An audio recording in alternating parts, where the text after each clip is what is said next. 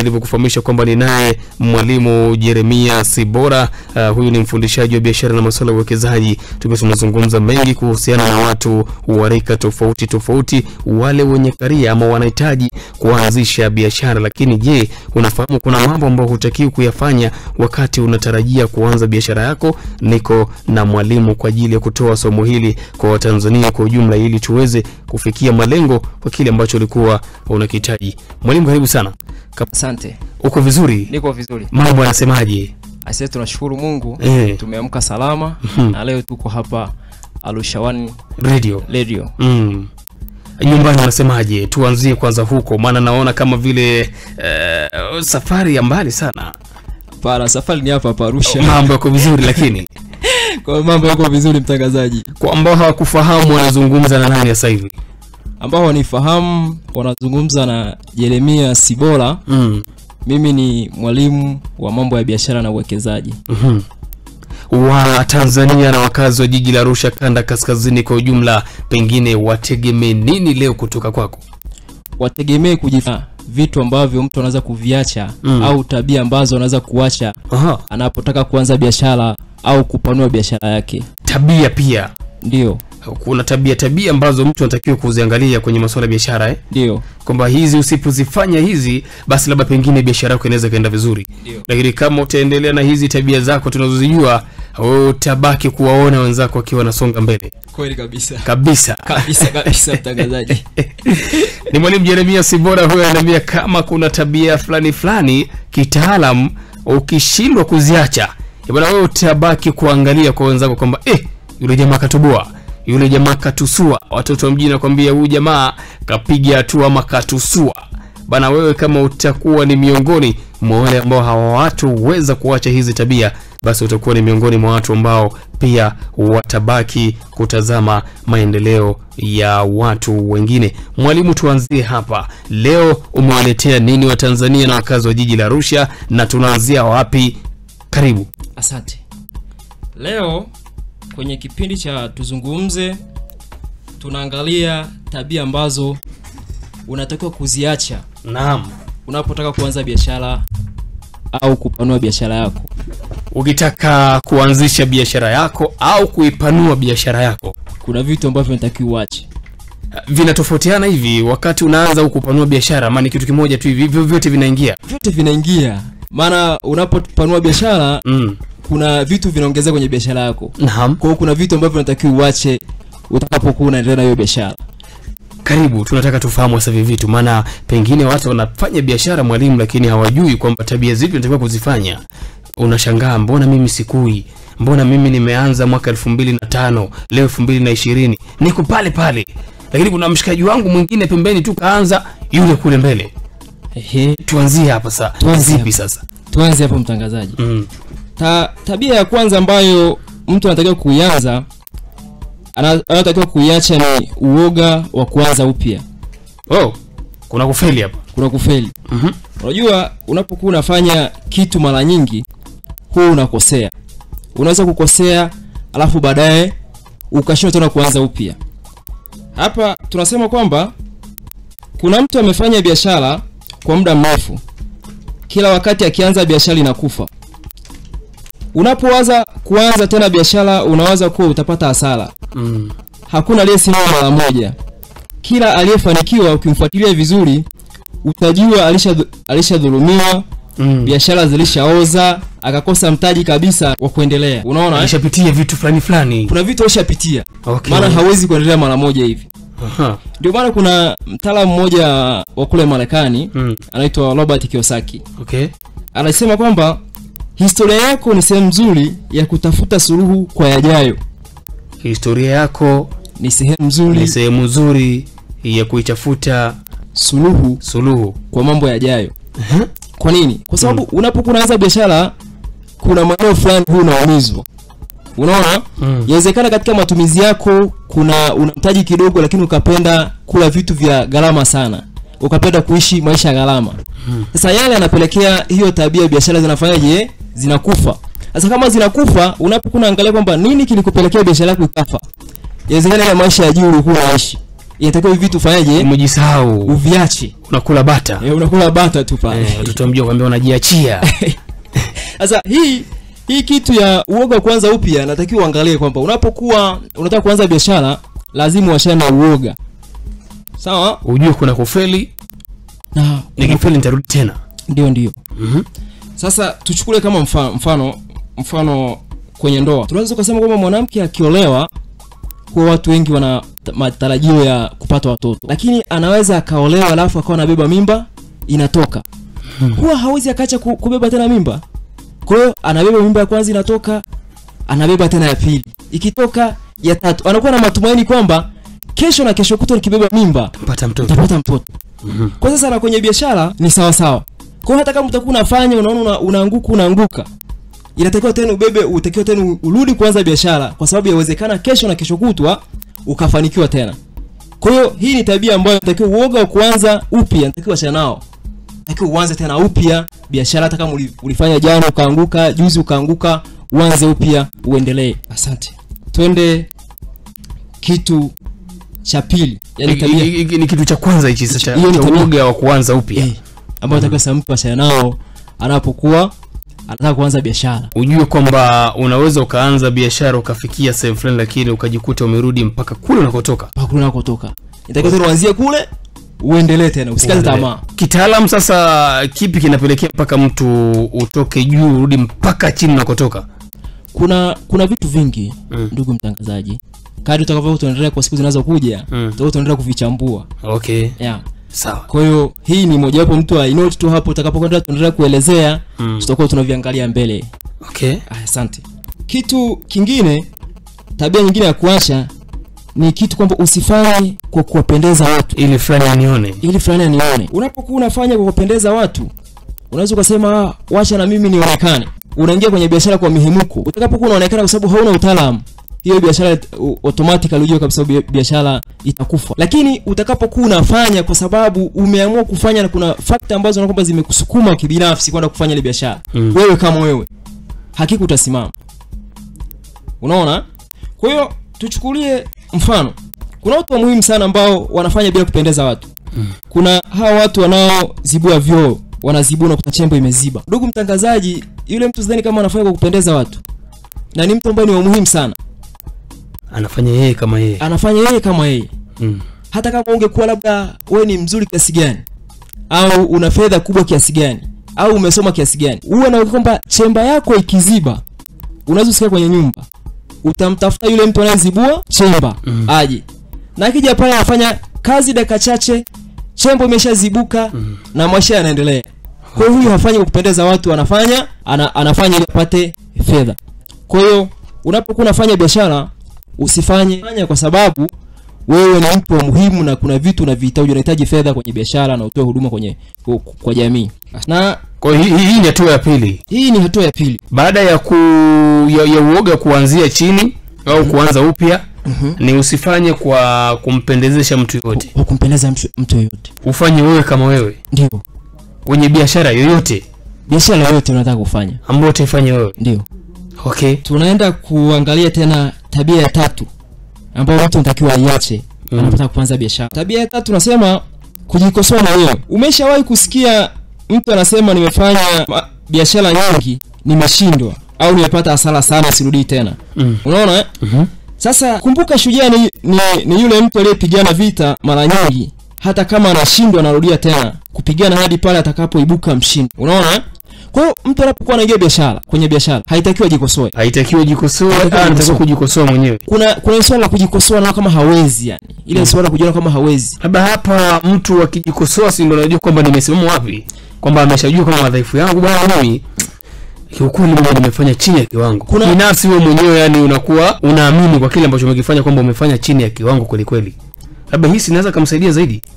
Hapo hiyo ya kujikosoa, kuna ile kujikosoa kutaka kufanya marekebisho, alafu kuna ile kujikosoa wakati unajiona kama uko failure, uwezi. Okay. Unaona? Sasa hiyo ya kuweza ndio sasa watu nao wasumbombo na tabia ya kufanyaje, ya kuacha. Unakuwa unajikosoa, mimi siwezi, mara unajiona. Unajua hakuna mtu atakaye kukusaidia. Mtu anajikosoa amekaa chini tu, yani mara zote hawezi. Haya ni mawazo ambayo anatakiwa mtu ayaache, yani mawazo ya tunasema kwamba mawazo hasi kwenye ufahamu wa mtu. Kwa hiyo kitu chote ambacho ndugu msikilizaji unaweza kukifanya biashara yako ifanikiwe, acha kujikosoa. Mfano tunaweza tukachukulia wale watu wanapigana masumbu. Nimejaribu kuangalia. Yule mtu bwana anajipa hamasa mwenyewe. Na maana huyu namdunda huyu. Mimi namdunda. Huyu mimi namtwanga huyu. Alafu mara nyingi wale watu bwana nimejaribu kuangalia nafikiri kama watu wana miili mikubwa. Lakini unaweza kukuta kama mtu kana mwili mdogo tu. Na anampigia kifua, anamkingia kifua mtu ambaye ukimwangalia ni kipande cha baba. Nakwambia huyu mimi namdunda. Unaona? Sasa ile mtu anapojipa hamasa yeye mwenyewe binafsi lazima ashinde. Kwa swala la kujikosoa yatakiwa ndugu msikilizaji wangu uliache ili uweze kufanya katika biashara yako. Amka, jipe hamasa mwenyewe hata kama ulifanya jana ukashindwa. Kumbuka kwamba jana sio leo wala sio juzi. Kila siku rangi yake. Yaani kila siku ina siku yake kwenye wiki. Jumatatu haifanani na Jumanne wala haifanani na Jumapili. Kwa hiyo unaweza ukaamka hivi leo ukafanya biashara ukafanikiwa. Tuendelee na tabia nyingine ya 4. Ambayo mtu anataka kuiacha anapotaka kuanza biashara. Kuna kitu kinaitwa kujiuliza mara mbili. Kujiuliza mara mbili. Ila tukiuliza mara 3 sio shida. Hapo utakuwa unaingia kwenye shida. Kujiuliza mara mbili kile ambacho unakifanya, si ndio? Uliko vipi kitaalamu? Iko hivi. Unapohitaji kwanza safari ya kutafuta fedha au kupanua biashara yako, adui muhimu unayotakiwa kumwacha ni kujiuliza mara mbili. Kuna watu wanajiuliza nikifanya biashara hii sijui itakufa, mara watu watanionaje? Nitatoboa kweli? Nitatoboa? Mara sina mtaji wa kutosha. Unaona? Siku moja nilikuwa namsikiliza bilionea mmoja anaitwa Jack Ma.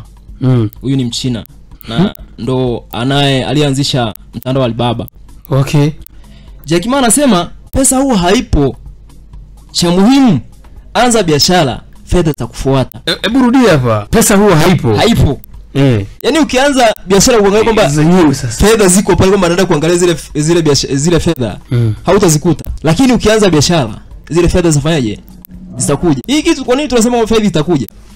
Mara zote unapoanza biashara unaangalia kusambaza huduma kwa wateja wako au kwa jamii. Ile bidhaa utakayokuwa unawapa.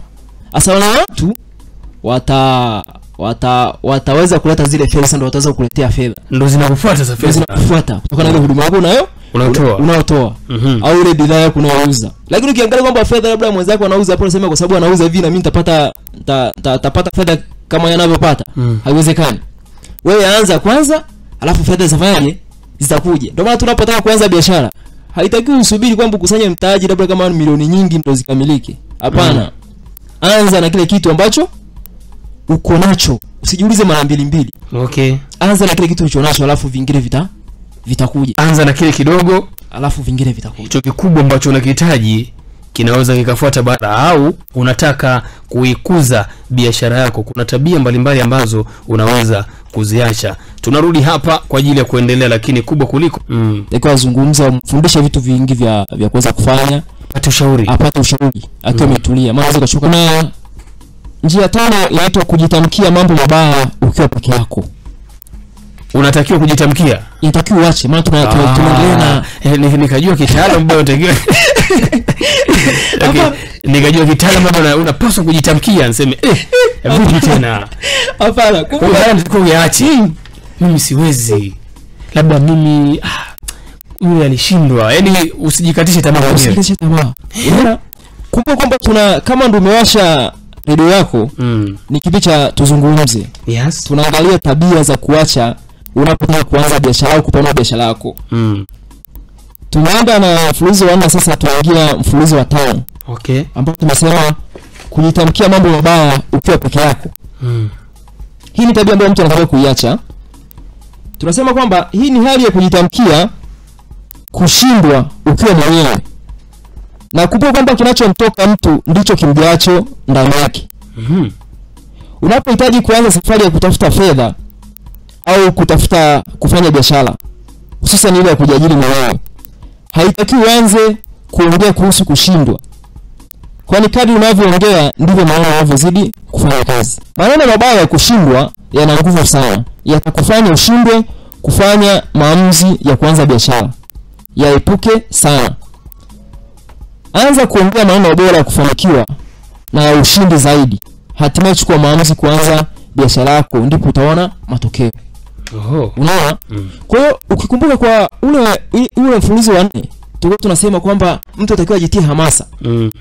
Na mara zote sasa tunapoingia kwenye mfululizo wa 5 hapa, swala la kujitamkia maneno mabaya huwa yanavunja sana.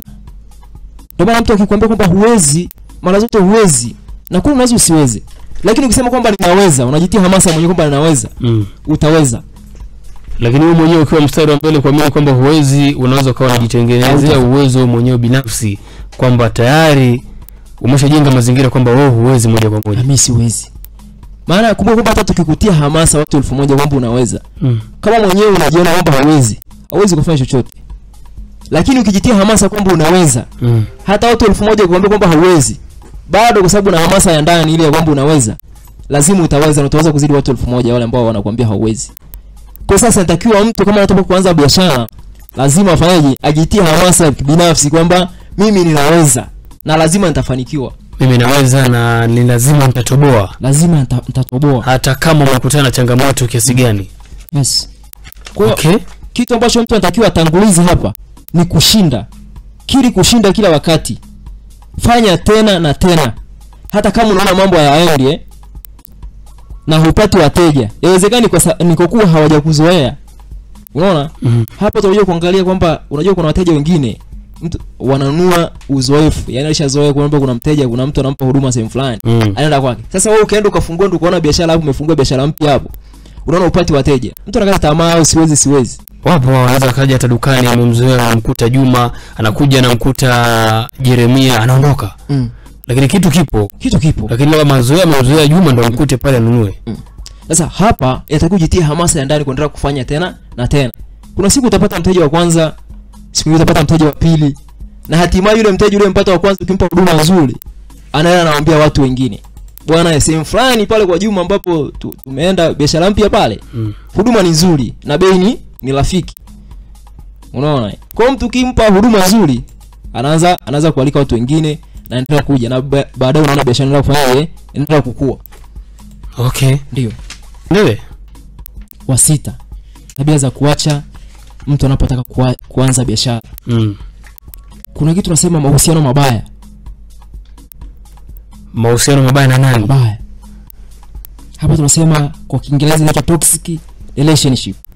Tunasema kwamba wataalamu wa chemistry wanasema toxic ni kitu ambacho kinaweza kukudhuru kwa haraka sana. Hivyo wanasema ukiona hilo jina sehemu yoyote, inatakiwa ukae mbali nacho. Au kama umekibeba, unatakiwa ubebe kwa umakini au tahadhari kubwa sana. Sumu hii. Unaona? Na mara nyingi tunapotaka kukufahamu ulivyo, tutaona aina marafiki unaoambatana nao. Haitatosha kutembea na watu haya gani. Unaona? Na endapo unahitaji kuanza safari ya biashara, kuna mahusiano ya marafiki ambao wanaitwa toxic friend, unatakiwa ukae mbali nao. Marafiki wa aina hiyo. Na kwenye mazingira kaida lazima ukutane nao. Lazima, hao watu lazima ndio wanaotuzunguka. Unaona? Sasa hapa mfano unaye rafiki, ukimwambia nataka kuanza biashara, anaongelea kushindwa tu.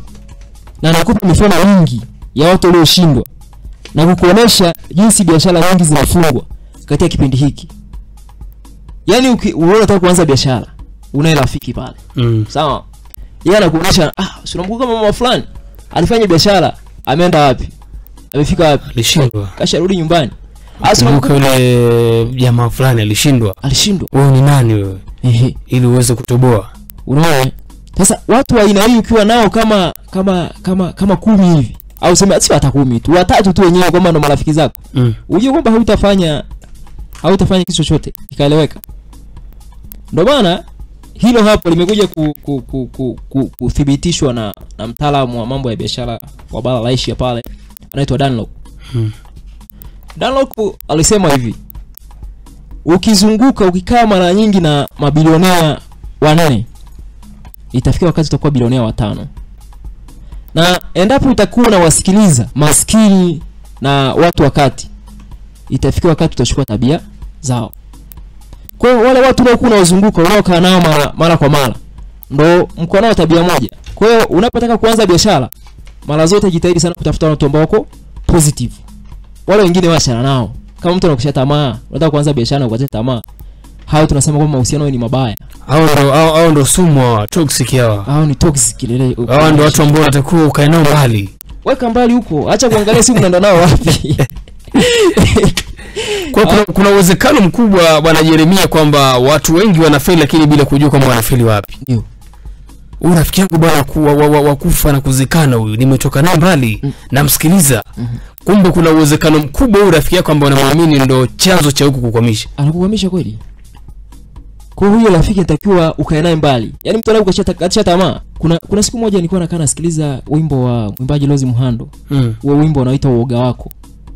Nimeusikiliza muda mrefu, baadaye una mambo pale anasema kwamba kwa watu walioacha kuangalia watu walioshindwa. Walioshindwa huwa wanakuwa na maneno mengi. Watakwambia fulani amefanikiwa, amehongwa na fulani. Maana ana gari zuri, anakuambia amehongwa. Ana nyumba, amebia kampuni. Hao ndio wale watu wa mahusiano mabaya. Lakini ukitaka kufanikiwa, tafuta wale watu ambao wameshinda. Kaa nao, waulize wamefanya vipi. Baada ya hapo, baada wao wamekueleza, chukua hatua. Utafanikiwa. Anaendelea kuipa na kwambia kwamba utafanikiwa. Mungu yupo.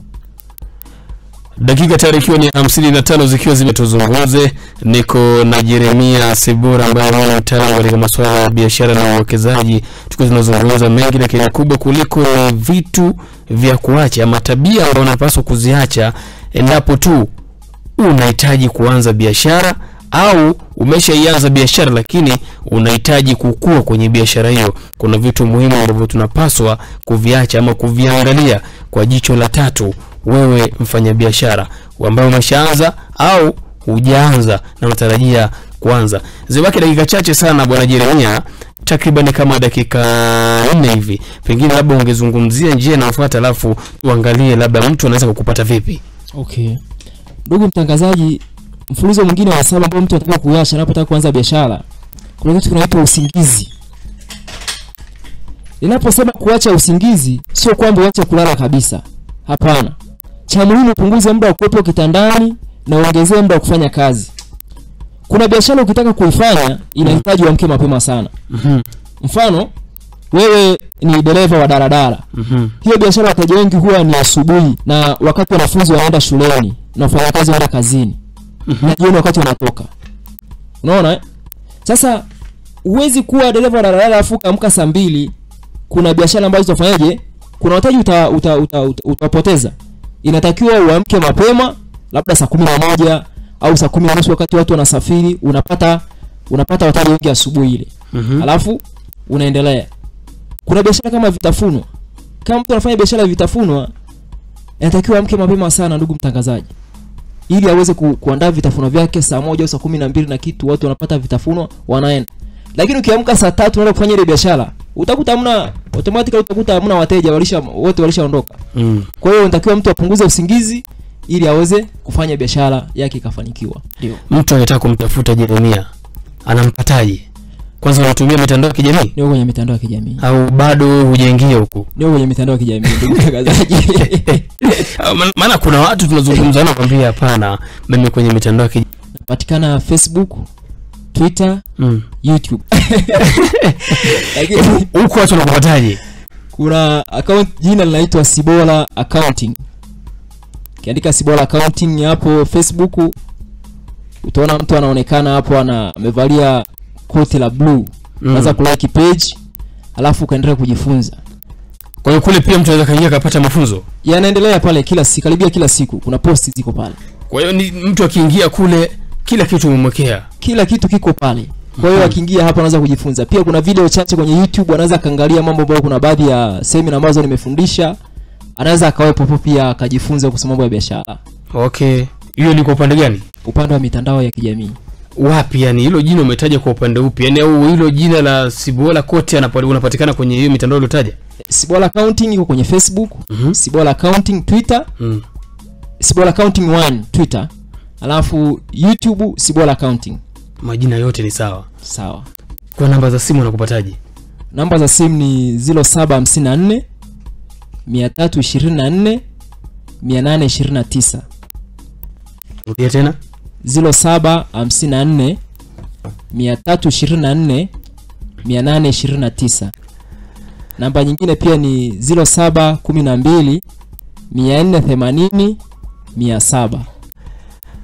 Nilikuwa na Mr. Jeremia Sibola ambaye ni mfundishaji na mtaalamu katika masuala ya biashara pamoja na uwekezaji. Kumezungumza mengi, lakini kubwa kuliko leo tumeanza na tabia ambazo watu wanapaswa kuziacha mara baada tu ya kuwa miongoni mwa wale ambao wanatarajia kufanya biashara au tayari ameshaanza kuifanya biashara, lakini anatamani biashara yake ikue. Ziko tabia mbalimbali ambazo unapaswa kuziacha, na hizi kama utashindwa kuzizingatia utakuja kuzungumza hatua. Asante Jeremia, nikutakie majukumu mema, lakini pia mimi niseme kwamba sina la ziada.